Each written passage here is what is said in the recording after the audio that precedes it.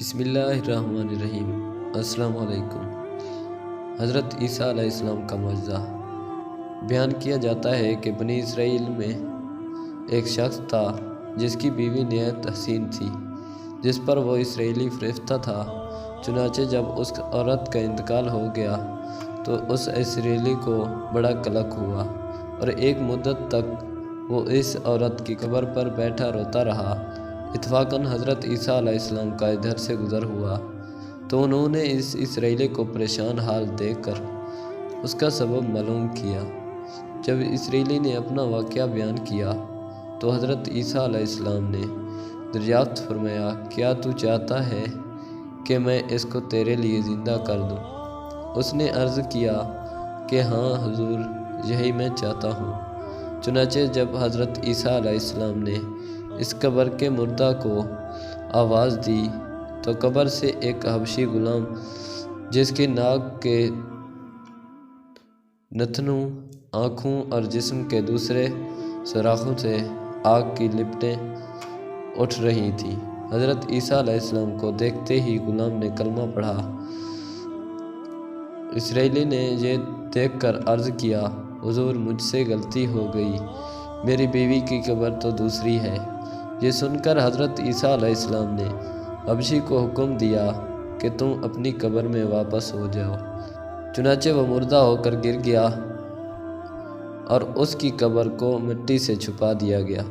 پھر حضرت عیسیٰ علیہ السلام نے اس دوسری قبر کی جانب توجہ فرمائی اور حکم دیا کہ اے صاحب قبر، اللہ تعالیٰ کے حکم سے زندہ ہو جا۔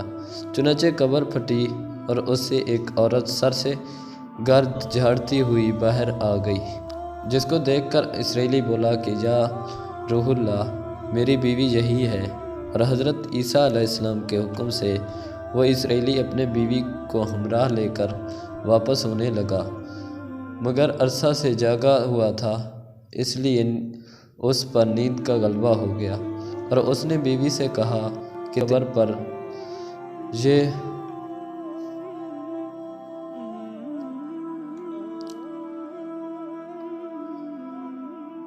تیری قبر پر گریہ وزاری اور بیداری نے مجھے ہلاک کر دیا، اس لیے میں چاہتا ہوں کہ کچھ دیر آرام کر لوں۔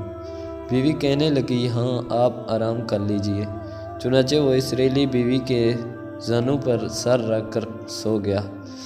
اتنے میں ایک گھوڑے پر سوار ایک شہزادے کا ادھر سے گزر ہوا جو اپنے زمانے کا یکتا حسین تھا۔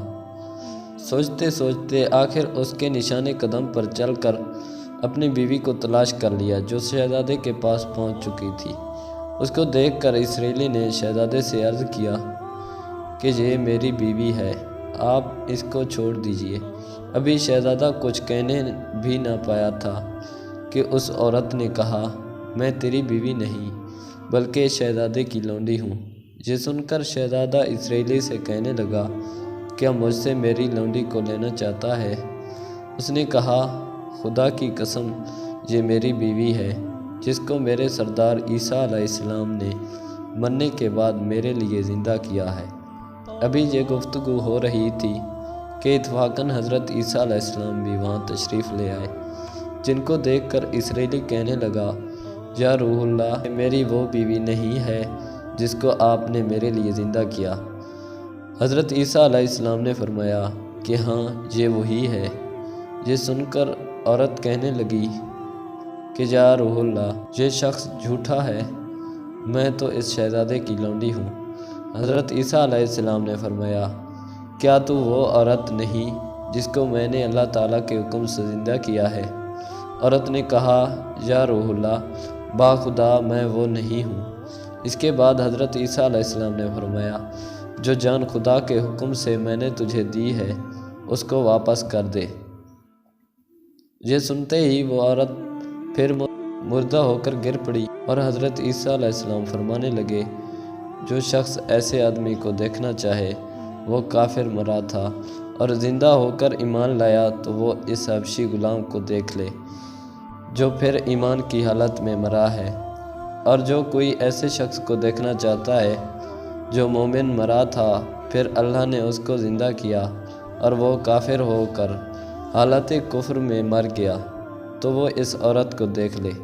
اس واقعے کو دیکھ کر اسرائیلی نے قسم کھائی کہ اب کبھی بھی نکاح نہ کروں گا، اور میدانوں کی طرف نکل گیا، جہاں اللہ تعالیٰ کی عبادت میں مصروف رہ کر اسے موت آ گئی۔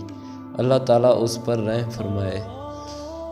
نبی اور رسول صلی اللہ علیہ وآلہ وسلم کے اقرار و انکار کا نتیجہ اس حقائق سے ظاہر ہوتا ہے اور سبق ملتا ہے کہ کامیابی اپنے نبی کریم صلی اللہ علیہ وآلہ وسلم کی اطاعت و محبت سے ہی ملتی ہے۔ چنانچہ ہمیں بھی چاہیے کہ